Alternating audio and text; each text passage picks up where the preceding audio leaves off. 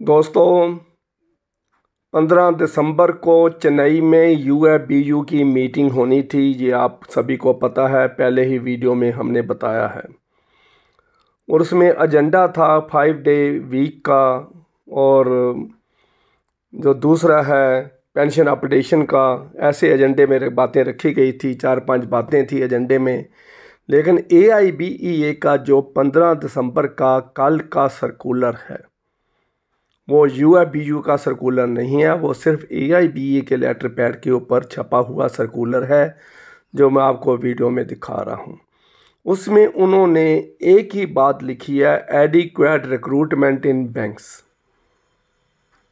तो नीचे उसमें लिखा है यूएफबीयू हैज़ डिसाइडेड।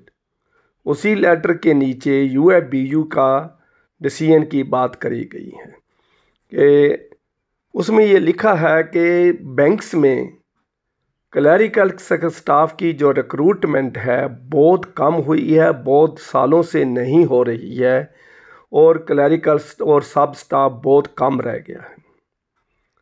पहली बात। तो दूसरी बात उन्होंने ये कही है कि ब्रांचेस में ऑफिसर्स तो हैं, लेकिन क्लरिकल स्टाफ नहीं मिल रहा है। क्लरिकल स्टाफ और ऑफिसर स्टाफ की जो रेशियो है वो बहुत कम हो चुकी है, अनबैलेंस्ड है, लॉपसाइडेड है।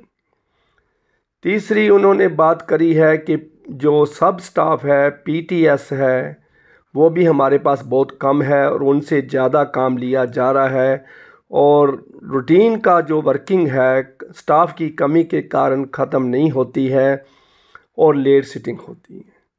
और ये भी उन्होंने लिखा है कि क्लरिकल स्टाफ का जो बचा हुआ काम है ऑफिसर्स को शाम को करना पड़ता है। Officers are doing clerical job on the counters, क्योंकि रिक्रूटमेंट नहीं है। तो ये लॉपसाइडेड है।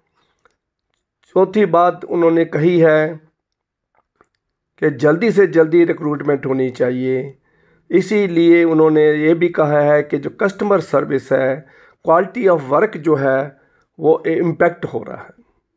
और साथ में ये भी है इनडायरेक्टली कि स्टाफ की कमी के कारण जब हम स्टाफ काम करता है बैंक में तो गलती का चांस बढ़ जाता है, क्योंकि रूटीन वर्क ख़त्म नहीं होता है। कस्टमर सर्विस का कंसेप्ट बैंक में बहुत बढ़ गया है, तो इसलिए उसकी कई गलतियां सामने आ जाती हैं और स्टाफ को पनिशमेंट मिलती हैं। आज मैं उस लेटर की 2-4 लाइनें भी आपको पढ़ के सुनाता हूँ कि क्या है वो बात, क्या कहना चाहते हैं। इसलिए मैं कुछ लाइनें पढ़ के सुनाऊँगा, तभी आपको पता चलेगा। देखिए, ये 15 दिसंबर का सर्कुलर है, सर्कुलर नंबर 28/501/2022 72 नंबर सर्कुलर है। Our demand for adequate recruitment of staff in banks, let us get ready for exclusive struggle. देखिए, वो ये कहते हैं कि स्ट्रगल की भी तैयारी करनी पड़ेगी, क्योंकि अगर रिक्रूटमेंट नहीं होती है तो स्ट्रगल करनी पड़ेगी। All of us are aware that there is a calculated tendency in the part of the bank management to avoid the recruitment of adequate staff of clerical and sub-staff cadre because part-time employees. The number of recruitments in clerical cadre has drastically come down. देखिए, बहुत down है, इसमें कोई शक नहीं है। अब हम जब भी ब्रांचेस में जाते हैं देखते हैं कि स्टाफ कम है। जब भी ब्रांच मैनेजर के पास जाके बैठते हैं तो सबसे पहले वो रोना शुरू कर देता है कि मेरे पास स्टाफ ही नहीं है। आज मैं कोर्ट में किसको भेजूं? 50-50 कोर्ट केसेस चल रहे हैं मीडियम ब्रांचेस के। आज हाई कोर्ट में पेशी है, लोअर कोर्ट में भी पेशी है, मैं किसको भेजूं? एतवार को लोक अदालत में पेशी है, तो किसको भेजूं? तो ये सारा कुछ काम वकील से भी बात करनी है। रात के 8 बजे का वकील टाइम दे देता है, ये आप सभी को पता है। ब्रांच मैनेजर को जाना पड़ता है, क्लरिकल स्टाफ को लेट सिटिंग अलाउड नहीं है। ब्रांच मैनेजर में इतना दम नहीं है कि ओवर टाइम दिलवा सके और उनको बिठा सके। लेट सिटिंग नहीं हो सकती क्लरिकल स्टाफ की। तो इसलिए because of the ratio between the number of officers and workman has come down become lopsided.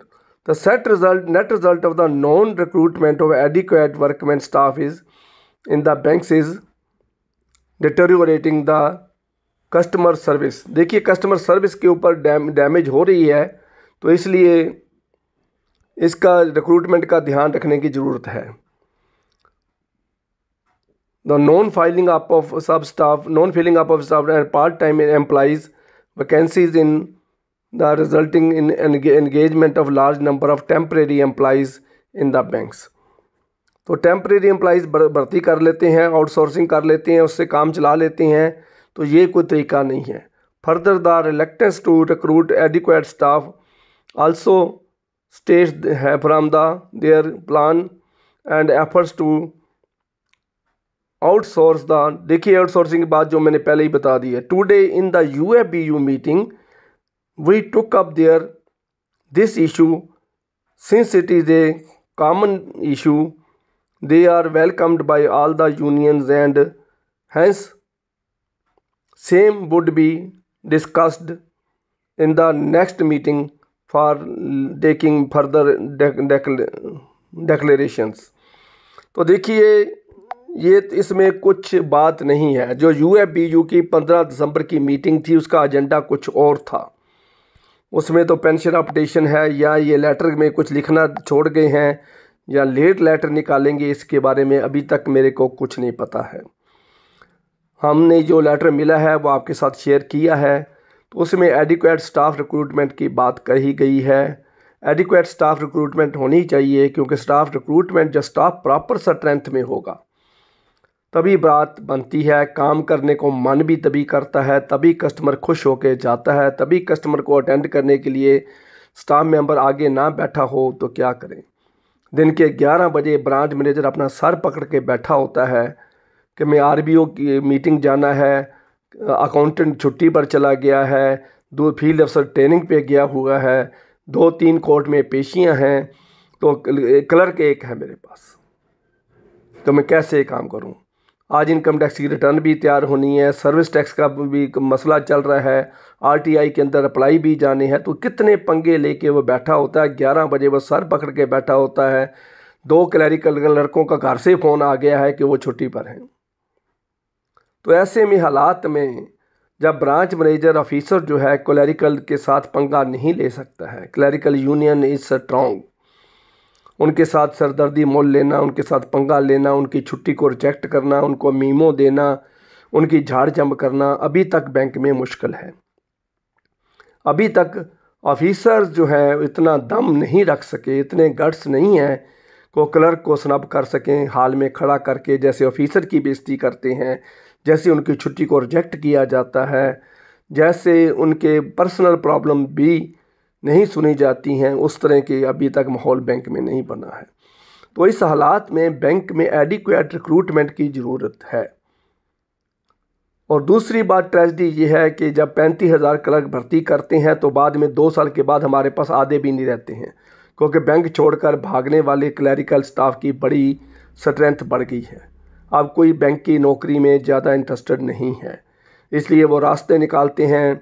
कोई मिल्क इंस्पेक्टर बन गया, कोई FCI में सब इंस्पेक्टर बन गया, कोई पंचसब में सब इंस्पेक्टर बन गया, तो ऐसी ऐसी पोस्टें निकलती रहती हैं। कोई रेलवे में चला गया, तो ऐसे लोग वहाँ हर तरह की से बैंक की जॉब को सेकंड लाइन ऑफ डिफेंस बना लिया गया है। सिर्फ फाइनेंशियल सिक्योरिटी के लिए, रोटी खाने के लिए उन्होंने जॉब को टेम्परेरी तौर पर रखा गया है, और जब भी किसी का मौका मिलता है वो जॉब छोड़ के चला जाता है। तो हमारे पास रिक्रूटमेंट बैंक दिखाता है कि देखो मैंने 35,000 क्लर्क भर्ती किए थे इस, लेकिन आज की डेट में हमारे पास 10,000 क्लर्क भी नहीं बचे हैं 35,000 में से। तो ये चीज़ देखने वाली है, क्यों भाग रहे हैं इसके ऊपर भी एनालिसिस होना चाहिए। क्यों लोग जॉब छोड़ के जा रहे हैं इसके ऊपर भी एनालिसिस हो। क्यों लोग कोचिंग सेंटर जो बैंक ट्रेनिंग कोचिंग बैंक की कोचिंग देने वाले सेंटर्स हैं क्लरिकल की, प्रोबेशनरी ऑफिसर की, वो खाली क्यों हो गए हैं, उसके ऊपर बैंक मैनेजमेंट क्यों विचार नहीं कर रही है, जिसके ऊपर मुझे बहुत निराशा है। इसके ऊपर UABU भी विचार नहीं कर रही है, इसके ऊपर IBA भी कोई विचार नहीं कर रही है, इसके ऊपर हमारी बैंक इंडिविजुअल बैंक मैनेजमेंट भी विचार नहीं कर रही है। तो ऐसे हालात में एडिक्वेट स्टाफ रिक्रूटमेंट हो भी जाएगी तो भी साल के अंदर हमारे पास एक भी क्लर्क नहीं बचेगा, मुझे पता है।